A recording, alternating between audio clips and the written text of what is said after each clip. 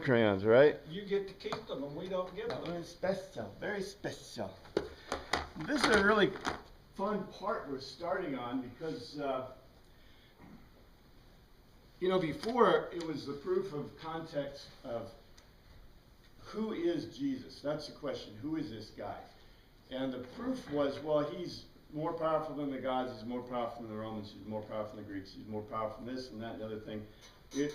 It's all a question, in their worldview, it's all a question of power of the gods, and the political bodies. So that was a proof text. And then we get that transition where it says, well, who do you say that I am? Peter makes the unreasonable statement, well, you're the anointed one. Instead of you're God, you're the anointed one. Which then, now the whole rest of Mark is about the proof text of what does it mean to be the anointed one, and what does that do? What is the whole point of that? And of course, Jesus tells them immediately, don't tell anyone that I'm the anointed one. He doesn't even say that. If you look, it's very clear. He says, don't tell anyone what you just said, right? But he doesn't say don't. The implication in the Greek is obvious that he is the anointed one, right? And then they use the code word. The code words are the Son of Man. That's code word, that's Old Testament code word. It's specifically apocryphal code word. The Son of Man is basically God on earth, the anointed one. So in any case, this is really the first, let's see, last time we had, what do we have specifically? We had the events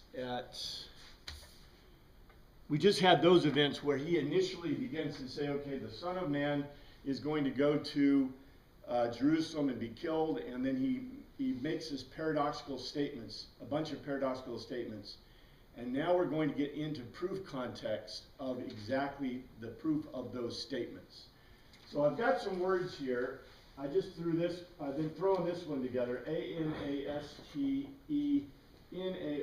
anasteni, which means to stand up from necros, to raise from the dead. Remember, there's no word in any language for that. This is the key word for today,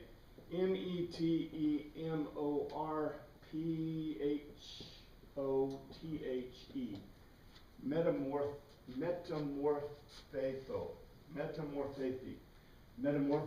metamorphosis, and I think I gave you here, it comes from meta. Meta means to amid, let's see, amid or join, morpho, to change. So if you look at the specific, means to change its shape, or transform. Metamorphosis, that's where we get the word from. L-E-U-K-A-N-A-I,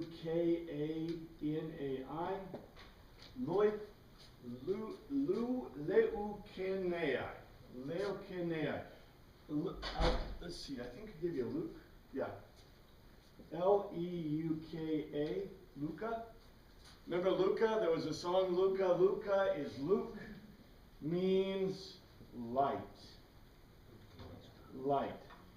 This means to make white. Now this is very interesting. Let's see, did I say that right? Luke? No, sorry, not light. Yes, Luke means light, but it specifically in Greek means white, which is really different than the other words we had. The word we had mainly for this was not pharos, pheneo, meaning bright. We have a word like that. Let's see this word, S-T-I-L-B-O-N-T-A. Stilbo, to gleam, shining, shining. What we're doing is we're starting to hit some interesting words here that are not words that we've seen before, because we never had a word before. You know, when we describe light, we would almost always say white, even though our light can come in bunches of different colors, right? Especially with LEDs. But think about this. Do they have any white light in the ancient world? What's the color of the light? Flame. Yeah, flame colored or sun colored, right? This is very interesting that you would have white and light. Obviously, the light of Luke means to be lightened, right? This word means to lighten, but to make white. To make white. And as a matter of fact, the word that goes with this is this word,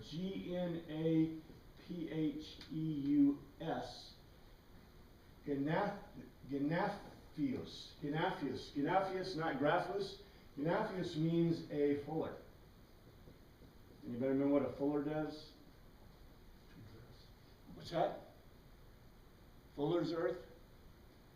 You would bring your white things to a fuller to have the fuller make them white again. Okay, I wish I knew about this. I'm not sure I know about this because I don't think anyone knows about this today. We'd have to ask an expert. Things that were white did not stay white, and they weren't painted. So we're talking about, let's say, white wool. They may have had some cotton products. You know, the Egyptians had some cotton products, not like we would imagine. You know, our cotton products are like this, white, right? But their cotton products would have been thick woven, although they did have some stuff that was translucent. We're not sure how they did it. But, you know, you would bring your stuff to a fuller, and the fuller would use fuller's earth or other bleaching mechanisms or means to make the stuff white again. And this was a full-time occupation. You know, every old book you read, right? They're taking stuff to the fuller, Bronte sisters, right? That kind of stuff. So obviously this, and we're talking, you know, this is before the 1st century. So what, you know, this is in the 30-something AD era period, right? And we're talking about fullers. And obviously the fuller's got to be around there a lot longer from the time people had white stuff, white clothing, white table, I don't know, probably no tablecloths, right? Napkins, no napkins. This is clothing, mostly. And it's not underclothing. So, anyway, I threw this word in because this is, although it may or may not be in the original, it is in the Greek text, but it's not found in all Greek texts. This is snow.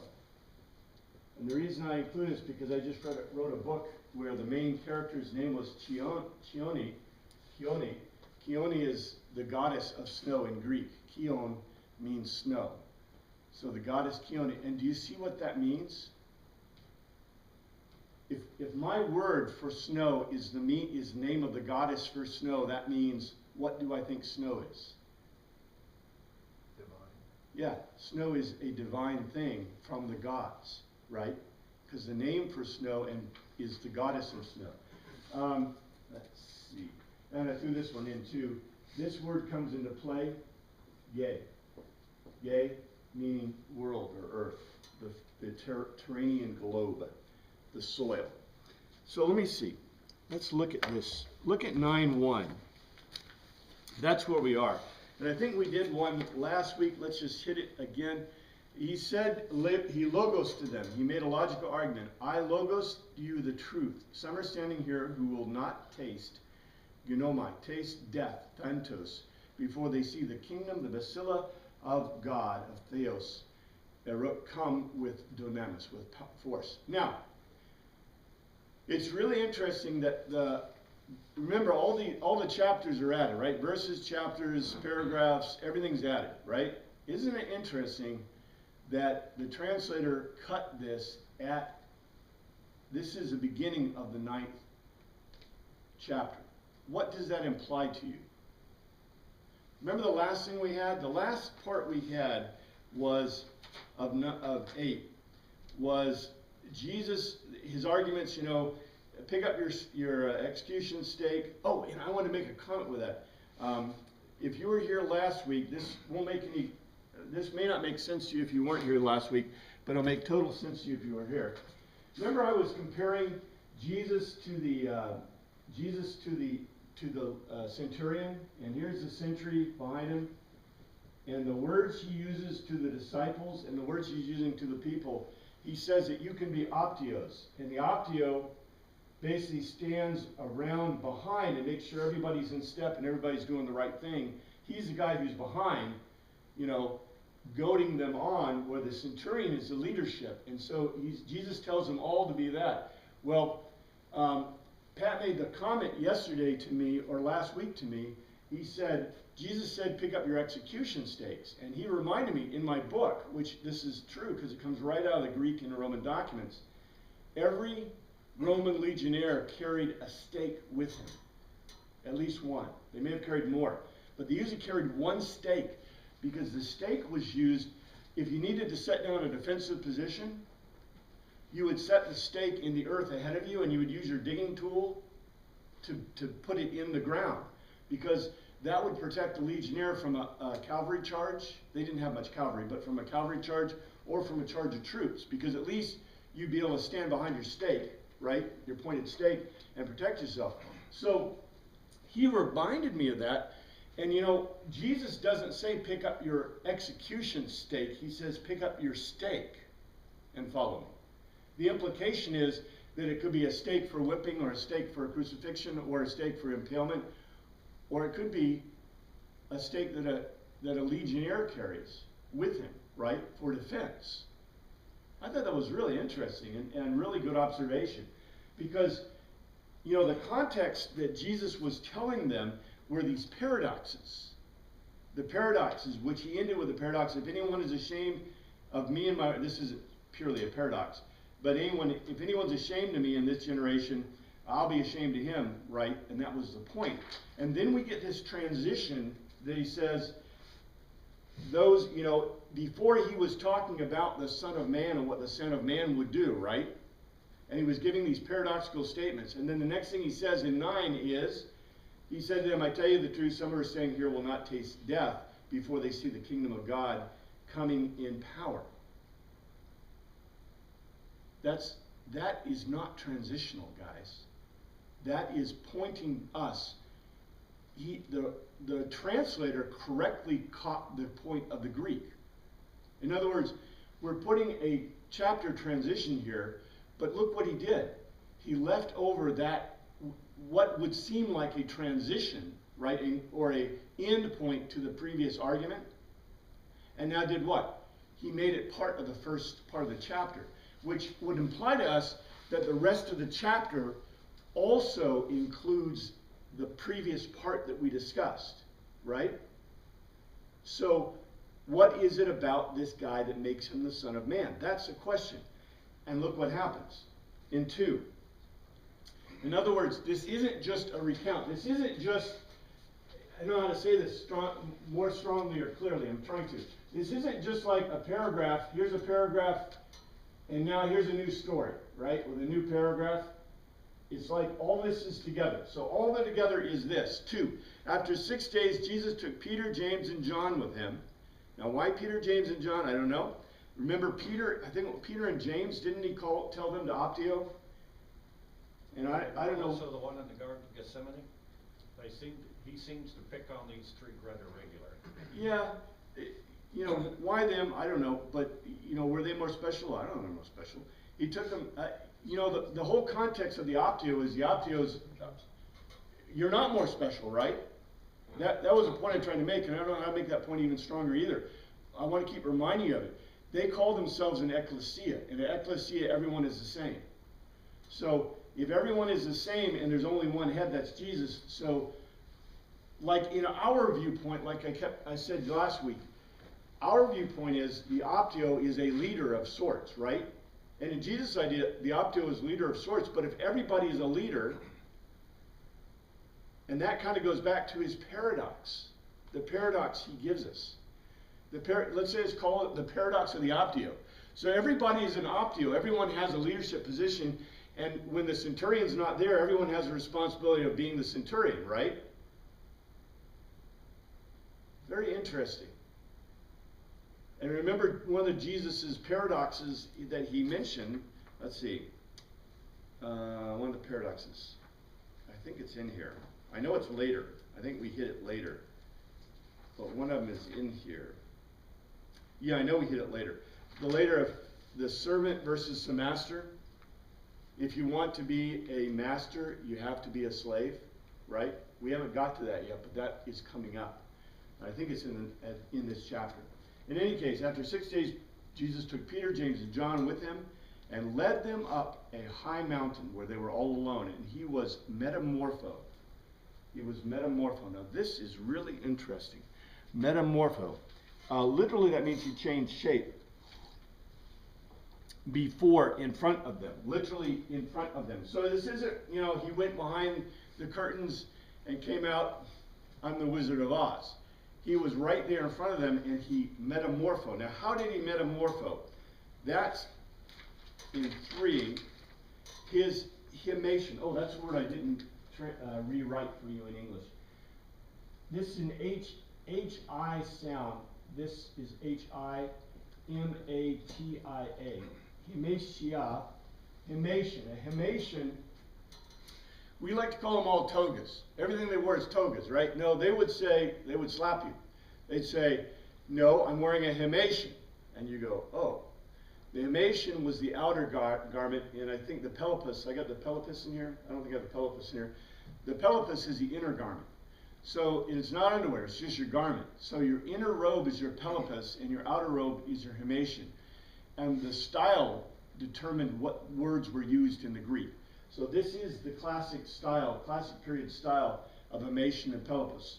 So his himation, literally his outer robes became stilbo. They gleamed white, leukos. So they gleamed white as Shion, as snow. Now this, in some translations, can be missing, and I think in some, it is found in the older Greek documents, but it's in some of the translations that may be pulled out, depending on which, if they use the majority text. Whiter than, not anyone, whiter than a graphnus, a fuller, a cloth dresser, in the earth, in the whole of the soil, could bleach. Now, it could whiten. Now, what's interesting about this is the word is used as gay. Gay means soil, but gay can mean soil, but gay can also mean, or does mean, the Terran globe. Do you see a great pun here? Fullers use fuller's earth, right? This guy, they said clothes dresser is fuller. A fuller used fuller's earth, soil, to make clothing white. So, whiter than any fuller on the earth could make them. So the way that he was transformed, okay, he didn't turn into an alien. He didn't turn into a monster. He didn't turn to something that was different. But literally, and you got to get this because this is really important when we get to when he comes back down the mountain. But his clothing was basically dazzling white, completely white as white could be, white as snow, white as Chione, the goddess of snow, which ought to be interesting in itself, right? You see this? In the ancient people's worldview, in our worldview, we are empiricists, right? So we don't see gods in everything. But in the Greek worldview, I see snow, Chion, so much so that I make it a goddess. Can anything in their worldview be as white as snow? No. Now I can make your clothing, your dress is white pretty much white as snow. You know, they would look at you in the ancient world and go, wow, you know, are you a god? Are you a goddess? You know, because your clothing is amazing. And they probably look at our clothing because of the weave of it, and they'd say, Arachne. Remember Arachne? She was the spider goddess, the goddess of weaving. They say Arachne must have woven your clothing, right? So just an appearance. Now, you know, you can always take the science fiction worldview, which is very interesting, right? Arthur C. Clarke said that high technology looks like magic. But the point is that Jesus went up with the mountain with these guys, and he transformed such that he looked like a god. Yeah. Well, I'm just thinking too, with snow, I would think in Mediterranean culture, snow would be a pretty rare sight too. That you'd probably have to go to another land almost to do a lot of traveling. The higher mountains. The higher mountains, that's true. But yeah, what you said is not exactly wrong because it's rare. The other thing about snow, which is really interesting, is remember what did the Romans bring to them? Do you remember what the Roman habits the Romans did? The wealthy Romans did it, but very few people, other people did it in the world.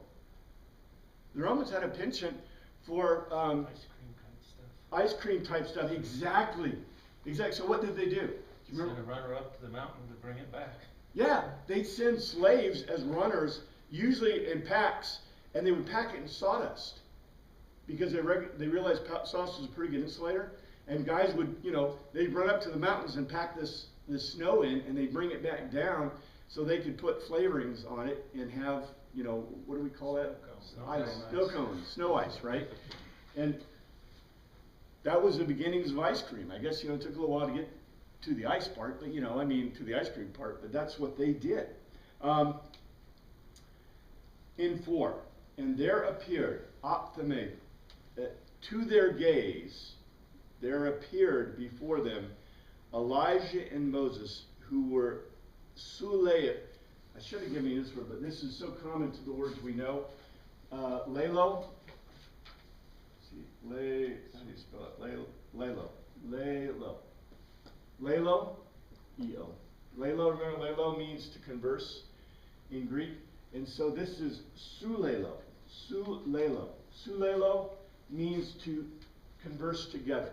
So they're not talking logic. What are they doing? Chatting. Yeah, chatting. The picture is really beautiful in the Greek.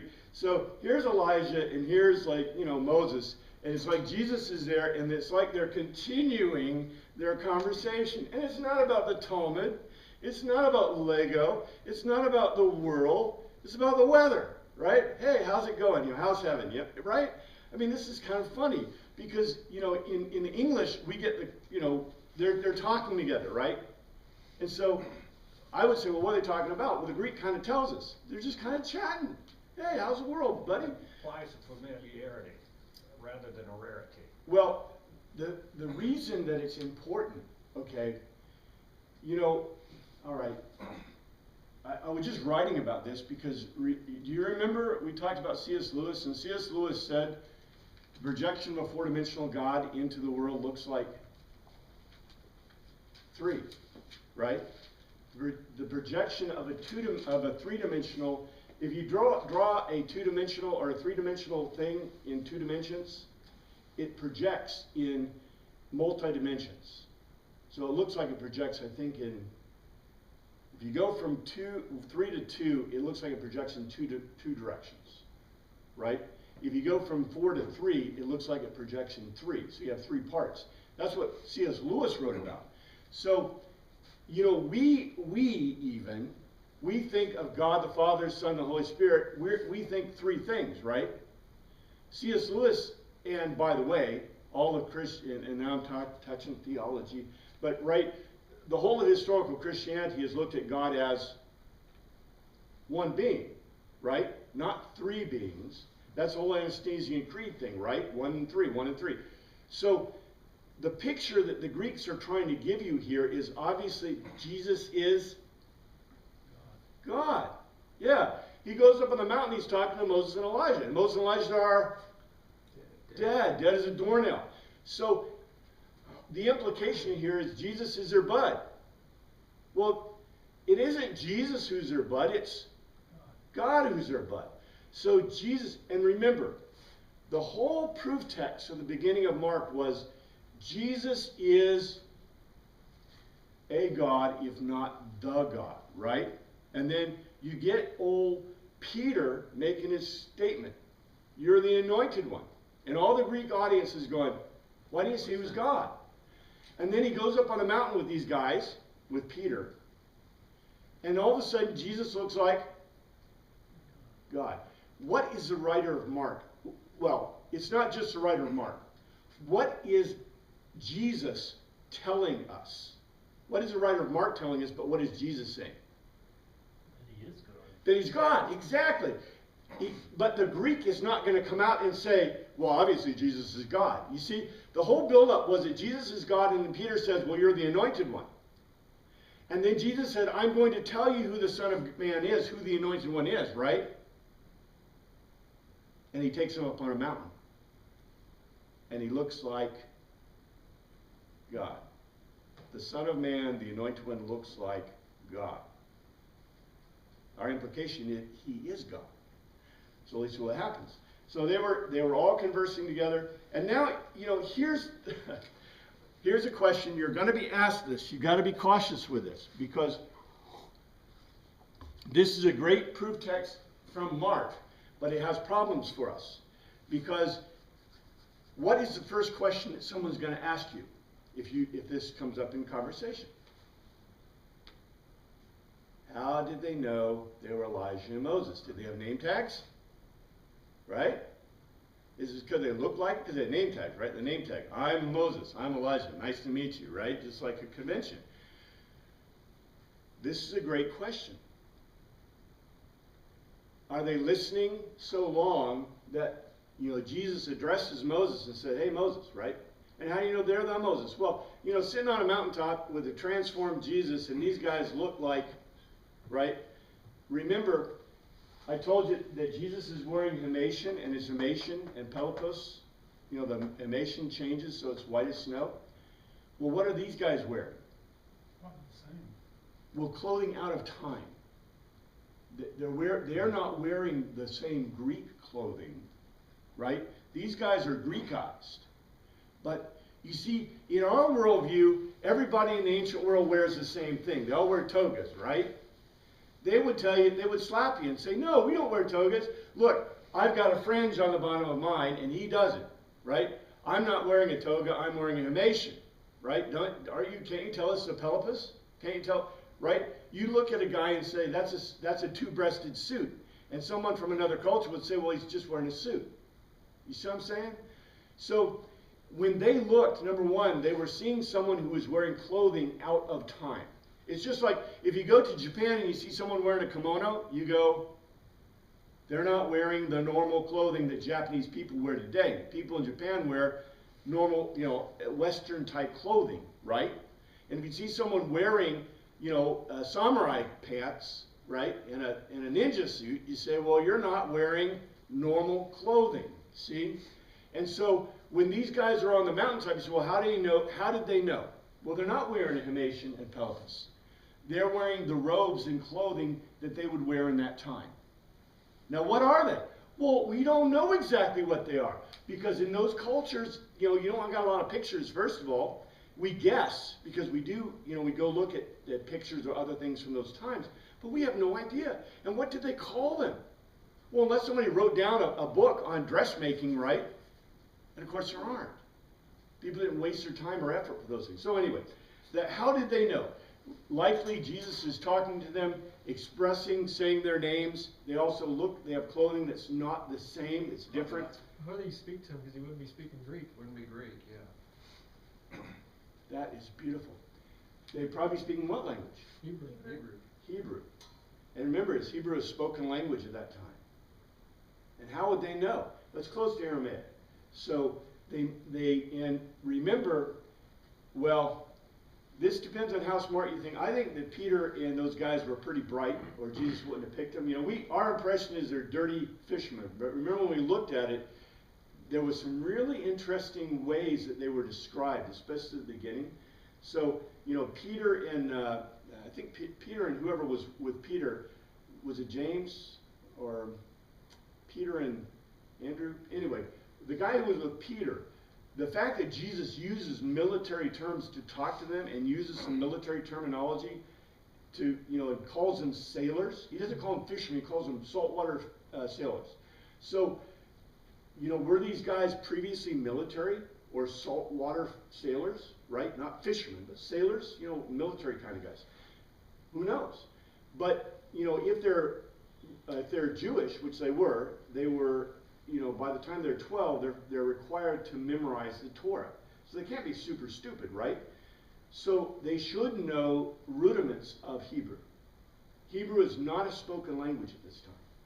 But they would know enough Hebrew that when they heard it, they'd probably get it. And by the way, the primary names in Hebrew are the same as Aramaic.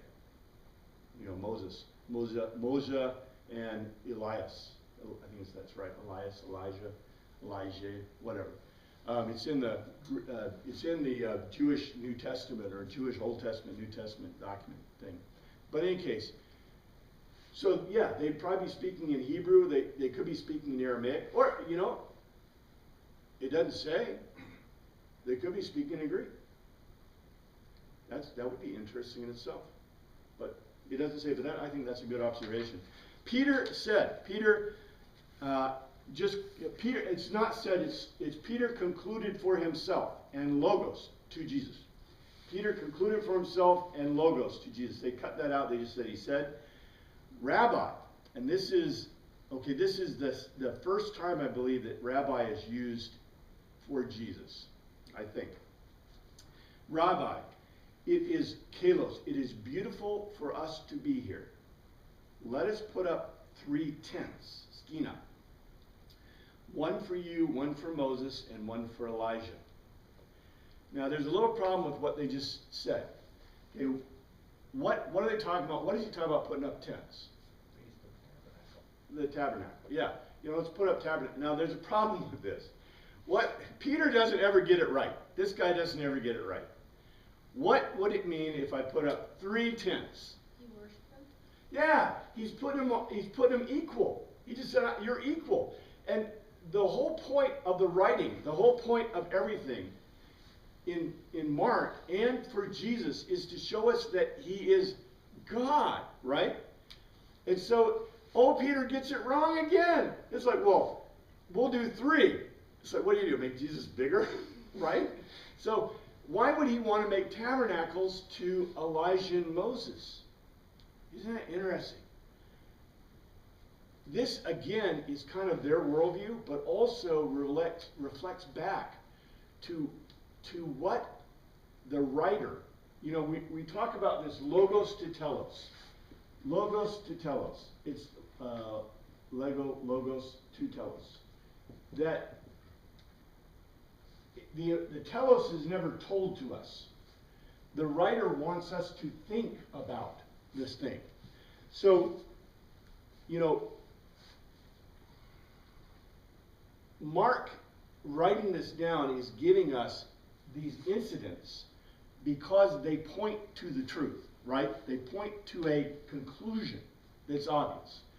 And the obvious conclusion, can you see the Greek readers or the listeners to this when they're reading it? And Peter goes, well, let's make 3 tabernacles to you. And they go, and you can see Jesus, because look what he does. He said, and then there's a parenthetical, and I'm not sure, you could say this parenthetical is for Jesus, but it's supposed to be for Peter in the text. But he did not know what to say. They were so frightened. So he was so frightened he was stupid. Then a cloud, 7, a cloud, a nepha, a cloudiness appeared. And the appeared is added.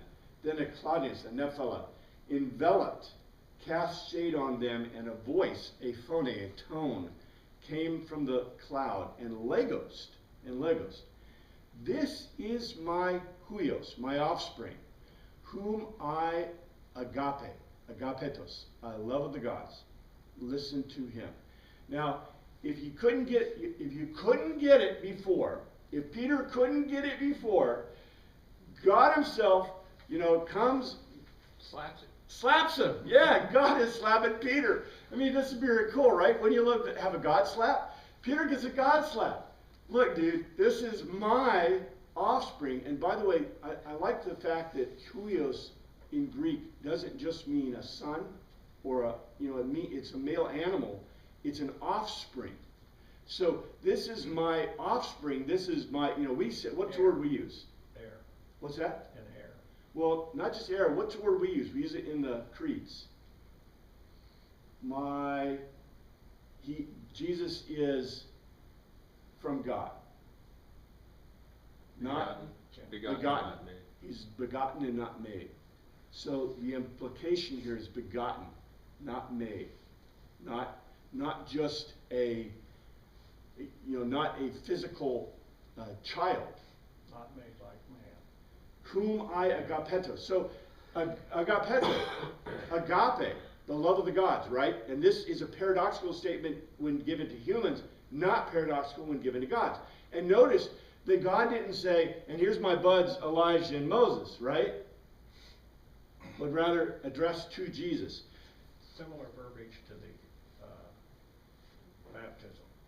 Yeah, but in any case, it's a slap, it's a slap down that God's, God is going to make sure you get the point, and Mark's going to make sure. That's why Mark recorded that, because that's the point, to make sure you got it. And then 8, suddenly they looked around, and they no longer saw anyone with them except Jesus. Bingo! Okay, this is the guy. As they were coming down the mountain, Jesus gave them orders not to tell anyone what they had seen until the Son of Man had anastemi from the dead, from the necros. All right. This one's an easy one. Number one, I want you to note, did Jesus ever say he was the Son of Man? Yet. Never said it yet. Matter of fact, he's not going to say it. That's a telos. He's not going to say that. Somebody else may say it, but he ain't going to say it. The other thing is this. Why would Jesus tell them not to tell? Not to say anything until the Son of Man, whoever that is, rose from the dead? What's the big deal? Two reasons. One, if he's telling them not to say it, to keep it secret, it would be something that you just can't keep. Or two, they wouldn't be killed by the Pharisees. That'd be either one of those. I think that's good thinking. You're getting to the right point. In a Greek argument, if I let's say I went down and I told somebody, you know what? I went up on the mountain and I saw Jesus transformed and God spoke. Time to make him king. Stop everything. This is a guy. Put him in charge. If you and believe it wouldn't be fulfilled. The sacrifice would not become complete. Well, if you believed it. Yeah. If you believe it. You got two ways going. See, this is Greek rationalism, right? So you got two ways to go. If it's true, then what you said is right. And what you said is right, because you made the 2 points, right? That number one, someone would get really irritated. The Pharisees, everybody get irritated because this Jesus guy is going to claim to be, and I think you were going to say it. The other side is, or they think they're crazy and that people wouldn't believe them. Yeah, it's false, and if it's false, well, and how do I prove it's true? What makes this prove this statement, this incident is true? Rising from the dead. The rising from the dead. Exactly. If Jesus, the assertion that Jesus is God, that's what Mark's whole thing is. He's trying to show us that Jesus is God, right? And he proves it, all the proof texts, and Jesus is God. And now, if you are just, you got to be an idiot, not basically, okay, show us a sign. Shows a sign. See? So the Greek reading this or hearing this is going to say, well, he's obviously a God, right? And now, what does it mean to be the Son of Man? So it means to be the Son of Man to be equal to God, right?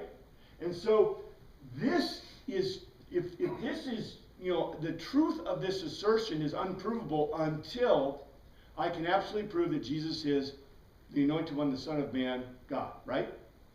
And so that's the deal. So Jesus said, don't tell anyone, because if you tell somebody, they can believe it or not believe it. They believe it, I got problems. If they don't believe it, I got problems. Right? And you got problems. See? This is why I mentioned to you, this is kind of a difficult thing. Because if someone is not agreeing with you or if they're not convinced of the truth of history, that you have, witnesses that say Jesus rose from the dead, what are they going to do with this? You're crazy. You're an idiot. Why would you believe something like that? Right? That's just nuts. See? But yet the point is that this becomes truth within the context of the Logos to tell us of Jesus Christ raising from the dead. Was Christ the first resurrection, or would it be technically would Lazarus be the first resurrection? No? See, this is beautiful, because in the past, and we talked about this before, there's no word in any language for resurrection. Right, because there wasn't like there is no mythos cycle, there's no myths, myths of anyone who came back from death, ever. Never.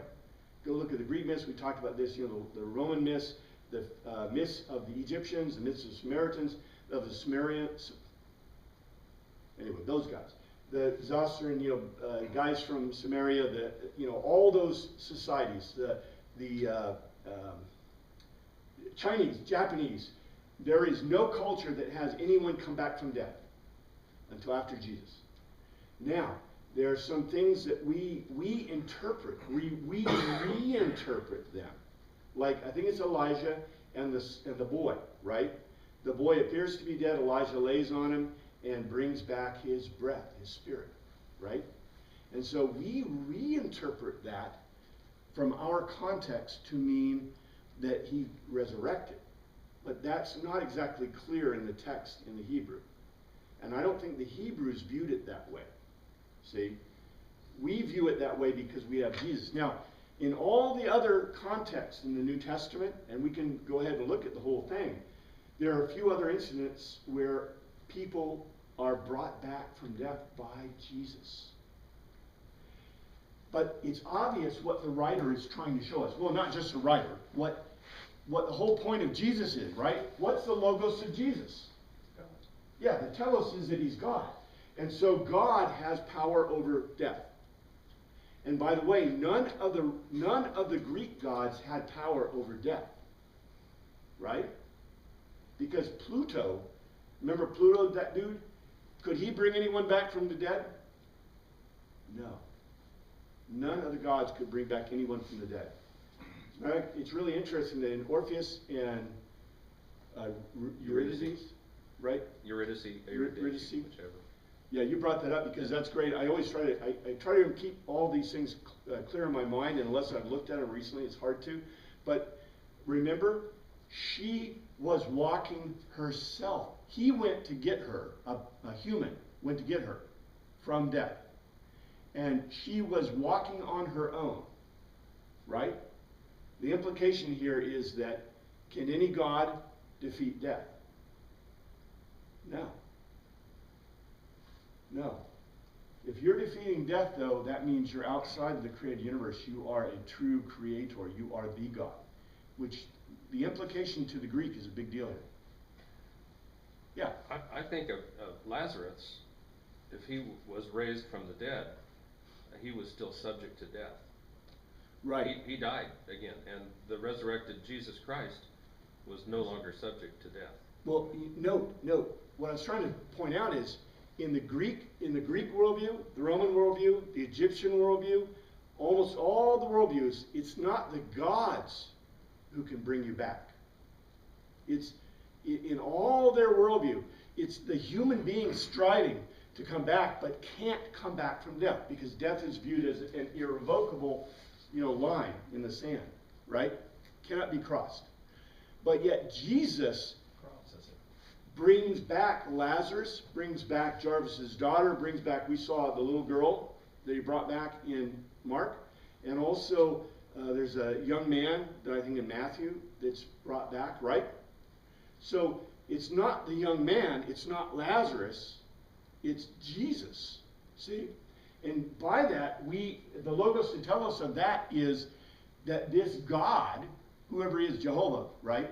This Jehovah God is a God beyond the power of all the Greek gods, Roman gods, any God.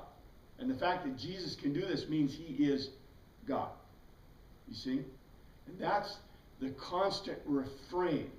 You see, like I said before, we want to view this as little histories or little stories about Jesus and how he came in the world and showed us how the world is, where the authors, that's not their point at all. The authors are trying to drive this logical argument. And what they want you to do, what do they want you to do with that logical argument? Be convinced. Yeah, be convinced. Pistis. Pisteo. Be convinced of the logical argument. That's what we call belief. Why we call that belief, I don't know. But they want you to be convinced of that logical argument. And so they are producing and providing for you this beautiful logical argument. Piece after piece after piece. Slap down after slap down.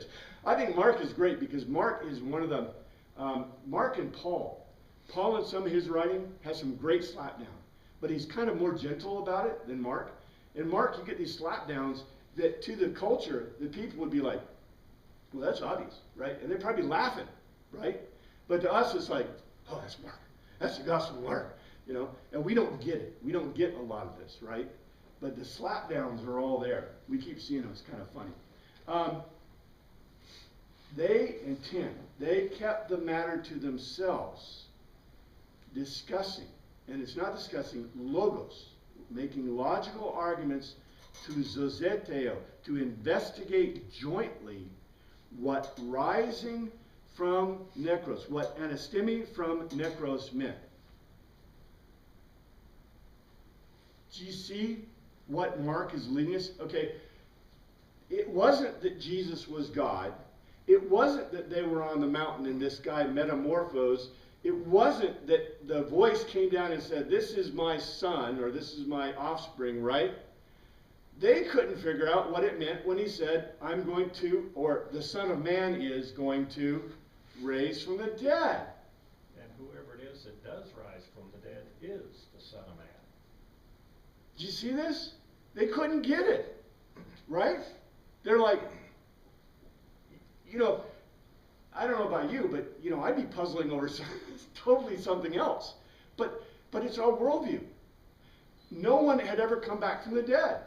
And so they think it's what? What do they think it is? They don't think it's a concrete Greek saying. In Greek, you know, that's why Greek is so concrete. That's why I love Greek. Greek is absolutely concrete. In Greek, if somebody says, I'm going to raise from the dead, what's your choices? You believe them, or you say you're an idiot, right? They're sitting there going, you know, he said he's going to raise from the dead. Well, I don't think it could be true. And I don't want to say Jesus is an idiot, right? You see this? This is still a continuation of that conversation before where he said, I'll be put to death and in 3 days rise again. And Peter's still not making the connection between Jesus telling him that and now what he's just seen again to reinforce that point. So. Bingo. And what we're going to see is we'll see this over and over and over again until it happens. You know, see, people say, you know, what we're going to discuss the added part of Mark, because there's a part that was added later on. The part that was added later on was probably added by the Romans, by a Roman guy, because they wanted there to be a telos. They're going through the whole thing, and there's no telos, there's no conclusion. And, you know, the Romans are like, give me a conclusion, I gotta have a conclusion. Where this is a very strong Greek document. And throughout the whole document, the point is, well, here's your conclusion. It's here through the whole thing, right? Over and over and over again, the logical argument is obvious. Well, to us, see? To the readers of the time, to the hearers of the time, it's obvious. But not necessarily to the people that are living, right? And they're not dumb. There's just no way they can accept this. They can't accept it. It's not within their rabbinical or Jewish thinking. It's not within their context of their thinking. It's very Greek, right? But it's not within their context. So let's see. 11. And they asked, they inquired. The word is imperato lego. You see, I really get irritated because they discuss logos. They logos investigated. They logos investigated jointly, and we make that discussing. Okay? And now they logos and inquired. So they logos to inquired. So they make a logical argument and inquire. Why do the teachers of the law say that Elijah must come first? Why do the teachers of the law say that Elijah must come first? Now this is a beautiful setup of a logos to tell us. Why are they asking this question? If Elijah's dead, then he'd come back from the dead. Well, why are they asking this question? What did they just see? I saw him They just saw Elijah, right? So, okay, all right. Do you see what they're thinking? Okay, Jesus never acknowledged he was the Son of Man or the Anointed One. Peter makes that statement. Have they concluded that he's the Son of Man or the Anointed One? The wheels are turning. They're figuring something out. Something's going on. Yeah, they're figuring it out. They did not come to that, and Peter really didn't come to that conclusion. He just kind of belched it out, right? But he's not sure. No one's sure. But they just saw Elijah. So if Elijah came, that means God's Others coming. can't do it. somebody, and we just saw Jesus, and he was yakking with Moses, he was yakking with Elijah, and we heard, well, some voice come from, it could have been Zeus, right? Who was that yelled and said, this is my Huios, right? This is my husband. Okay. Jesus replied. Jesus gave an opinion. It's Femi. He did not do a logos. He gave an opinion. This is his opinion. Now, I think Jesus' opinion is worth a lot, but that's okay. Jesus gave an opinion, a Femi. To be sure, Elijah does come first and reconstitutes all things. And then he asks a question. This is beautiful. This is Socratic method. Why then is it grapho written that the Son of Man must experience much, must basically go through emotional suffering or pain and suffering, and be rejected, literally made utterly nothing?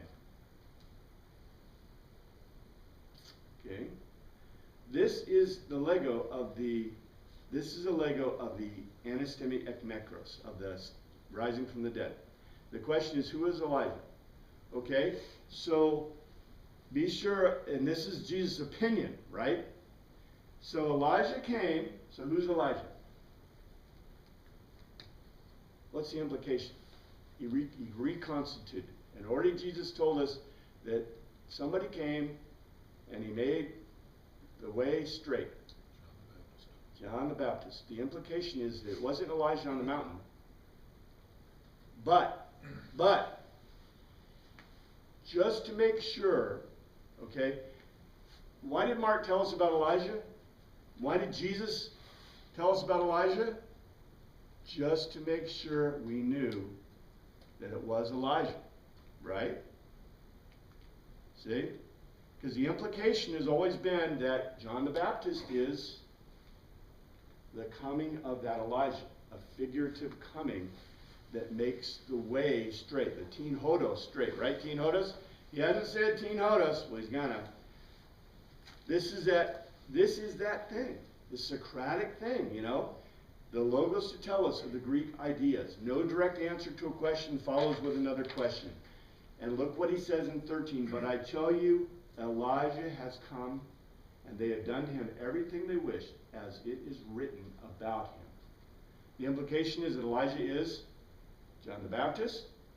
But like I said, just to make sure, Elisha was on the mountain with Jesus and Moses, right? See? I don't think this, you know, the logos to tell us is beautiful, but I don't think this is like a literary or I think this is true history that we are seeing, right? We're seeing this really happen. What I'm saying is that Jesus, God, right? The implication is, I'm making sure that you get it. See? So, even though the implication, and this is what Jesus is obviously telling us in the Logos to tell us argument, that John the Baptist was Elijah, which everybody kind of got, right?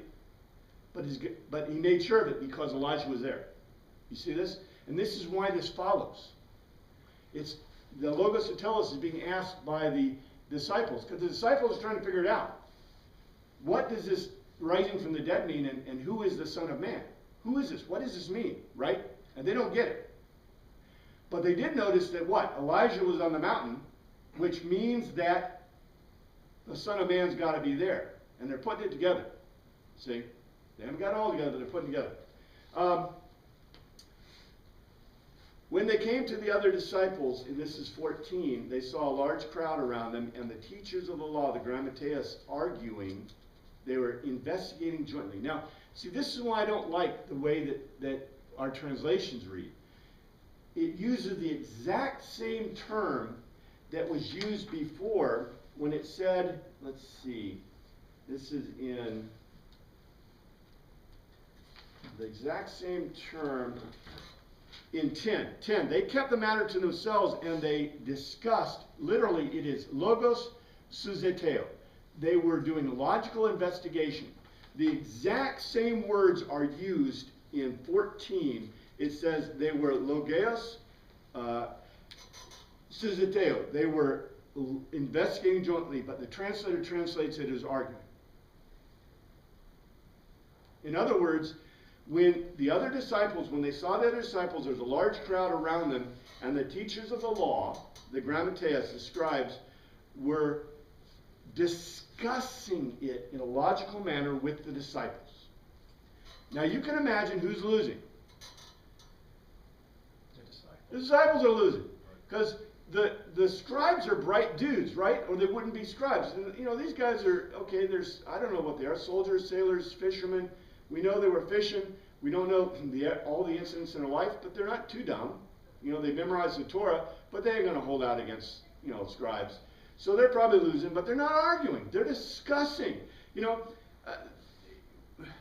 I really get irritated when the translators kind of, you know, they're trying to obviously put down the scribes, or they put down the disciples. I don't know. You know, look at it either way. But anyway, we want bad guys, good guys, and by the way, so did the Romans. In any case,